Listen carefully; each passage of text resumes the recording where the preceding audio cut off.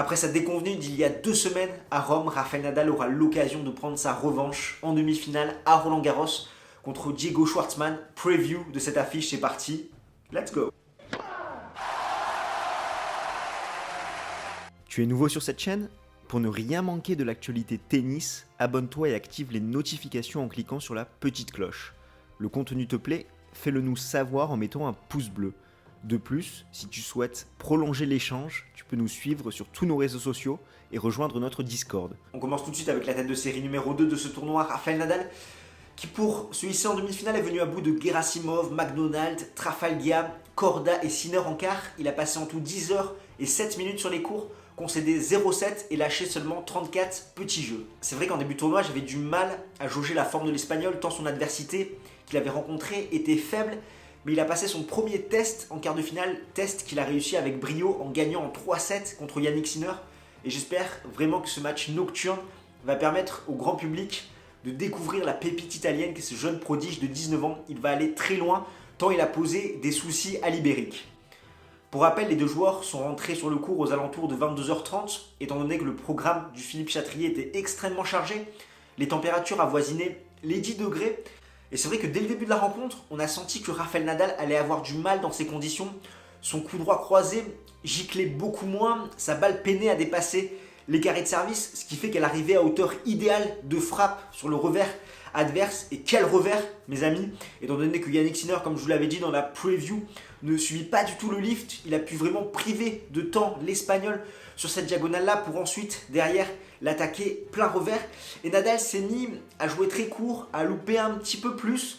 Et dans ce genre d'affrontement, quand on joue un joueur avec un excellent revers, quand on s'appelle Rafael Nadal, ce qui fait la différence, c'est cette capacité à avoir un bon coup droit long de ligne pour casser justement cette diagonale. Et Nadal peinait dans ce compartiment du jeu-là, étant donné qu'il allait souvent à la faute. C'est même l'Italien qui va breaker le premier. Il va servir à 6-5 pour le premier set. Nadal va faire un énorme jeu à la relance où il va légèrement modifier sa position au retour. Il va faire un petit peu plus mal, trouver un petit peu plus de longueur. Il va débreaker. L'Italien passe à côté de son tie-break. Et pourtant derrière, il en remet une couche. Il break le premier dans le deuxième set. Il va mener 3-1. Nadal va débreaker dans la foulée. Et finalement, il va se réveiller petit à petit. Il va prendre vraiment confiance pour finalement rouler sur Yannick Sinner dans le troisième set en lui mettant 6-1. Pour sûr, c'était le match dont l'Espagnol avait besoin. En effet, pour monter d'un cran et pour vraiment se jauger, se tester. Je rappelle que c'était des conditions pas faciles pour lui. Il jouait contre un adversaire avec un excellent revers à deux mains, qui jouait très à plat, qui lui privait de temps, qui l'a agressé. Tout n'a pas été parfait pour l'Espagnol, mais à la fin, ça fait 3-7 pour lui. Et je pense que dans la tête et dans sa confiance, ça va vraiment lui faire énormément de bien et qu'il va attaquer justement ces demi-finales revigorées. Et personnellement, je suis très content qu'il affronte Diego Schwartzmann en demi-finale parce que ça va permettre de voir, de jauger la forme de l'Espagnol par rapport à ce qu'il a montré à Rome. On passe tout de suite à son adversaire, Diego Schwartzmann, tête de série numéro 12 dans ce tournoi qui pour se hisser en demi-finale est venu à bout de Kekmanovic, Justinho, Combos, Sonego et Dominic Thiem en quart de finale. Il a passé en tout 13 heures et 40 minutes sur les courts et a concédé seulement 2-7. C'était contre l'Autrichien. Schwartzmann a passé un cap en 2 semaines, lui qui avait fait une reprise après le confinement compliqué aux États-Unis. On sentait qu'il n'était pas spécialement en forme. Derrière, il va décrocher sa première finale en Masters 1000 contre Novak Djokovic, où il fait plutôt une bonne copie en finale en ayant éliminé Rafael Nadal. Et là, il va disputer sa première demi-finale en Grand Chelem, alors qu'il ne comptait que 3 quarts de finale en Grand Chelem, 2 à l'US Open et 1 à Roland-Garros précédemment. Lui aussi tranquille durant ses premiers tours, il a bien fait de s'économiser pour son combat qui l'attendait contre Dominic Thiem, son ami.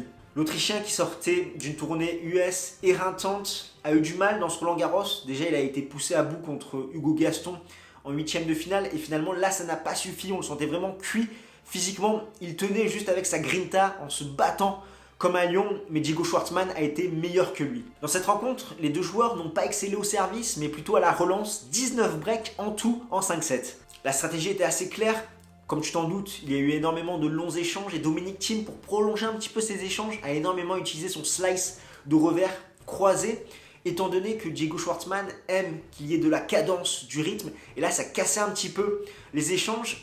Ça l'a un petit peu gêné, mais il a plutôt su bien rivaliser contre ce slice en montrant ses qualités au niveau du jeu de jambes et en tournant autour de son revers. Et vers la fin, même, il jouait ses slices avec son revers à deux mains où il trouvait plus d'angles et plus de profondeur pour contrer l'Autrichien. On peut également noter à ça que dans les échanges courts, moyens et longs, c'est Diego Schwartzmann qui a marqué le plus de points. Bref, malgré sa petite taille, Diego Schwartzmann a été géant dans cette rencontre. Au niveau des confrontations, Rafael Nadal mène 9-1 contre Diego Schwartzmann, 4-1 sur terre battue. La seule victoire de l'Argentin est parvenue il y a 2 semaines à Rome, donc il aura ce match récent comme référence. Et il y a 1-0 pour l'Espagnol à Roland-Garros, étant donné qu'il s'était joué en 2018, là où l'Argentin lui avait finalement posé énormément de problèmes. On rappelle qu'il mène 1-7 à break avant l'interruption de la pluie en 2018. C'était le joueur qui avait vraiment poussé Nadal dans ses retranchements. Comme d'habitude de t'afficher les statistiques détaillées, on constate que Nadal est pour le moment impérial au service, ce qui lui avait fait défaut à Rome. 67% de première, 73% de réussite derrière et 68% derrière sa seconde balle. Not too bad, breaké seulement 4 fois, dont 2 fois en quart de finale. Il est également très clutch avec 80% de break réussi. Diego, c'est un peu l'inverse, friable derrière sa seconde balle et son service en général, il s'est fait breaker 5 fois plus que son adversaire et propose un bilan coup gagnant faute directe déficitaire. Au niveau des clés tactiques, les deux joueurs vont devoir s'appuyer sur leur affrontement à Rome il y a quelques semaines. Pour Nadal, lui qui avait passé seulement 43% de première balle en Italie, va devoir augmenter son pourcentage de première balle pour être plus serein sur ses engagements, d'autant plus qu'on sait qu'il y aura des occasions de breaker son adversaire. D'ailleurs, quand celles-ci se présenteront, il devra se montrer toujours aussi clutch qu'il l'a été durant ce début de tournoi. Il avait fait énormément de déchets côté coup droit à Rome. Là, il va devoir corriger le tir, trouver un peu plus de longueur, de profondeur et surtout son coup droit long de ligne qui devrait être au rendez-vous, sachant qu'on connaît les qualités en revers de l'Argentin. Et enfin, l'Espagnol devra montrer sa domination dans les longs échanges à Rome. Dès que l'échange allait au-delà des 4 coups, la majorité du temps, c'était Diego Schwartzmann qui faisait le point. Là, Nadal va devoir se montrer plus tranchant dans ses longs rallyes. Et de l'autre côté, Diego Schwartzmann, lui, il avait fait le match parfait à Rome, c'est-à-dire prendre la balle au sommet du rebond, côté revers pour agresser l'Espagnol, lui priver un maximum de temps et ensuite l'attaquer côté revers. Il avait été très bon à la relance, ce qui fait que Nadal s'était crispé derrière son service. Donc voilà, il doit vraiment s'appuyer sur tous ces ingrédients qui ont fait et qui ont bâti son succès à Rome. Au niveau de mon pronostic pour cette demi-finale, donc ce match va se jouer ce vendredi, je pense, en premier, étant donné qu'ils ont eu 2 jours de récupération, donc aux alentours de 14-15 heures. Ils annoncent quelques petites averses, donc des conditions similaires à ce qu'on a eu à Roland-Garros en 2018, avec une température assez basse, avoisinant les 15 degrés, donc des conditions plutôt favorables pour Diego Schwartzmann, même si je pense que Nadal préfère quand même jouer en journée qu'en night session.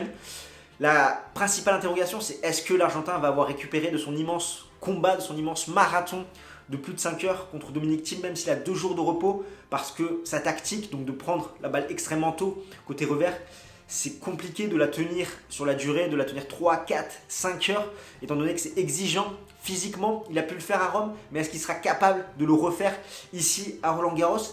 C'est pour ça que si on met bout à bout tous ces différents arguments, tous ces différents paramètres, je vois quand même une victoire de Rafael Nadal en 4-7 contre Diego Schwartzmann, lui qui visera un 13e titre à Roland-Garros et surtout un 20e titre en Grand Chelem. Voilà ce qu'on pouvait dire pour cette preview. N'hésite pas dans les commentaires à nous donner ton avis. Toi, qu'est-ce que tu en penses? Et je te rappelle qu'il y a 2 jeux concours pour ce Roland-Garros. Donc le premier pour gagner le livre Sans compromis d'Alizé Cornet.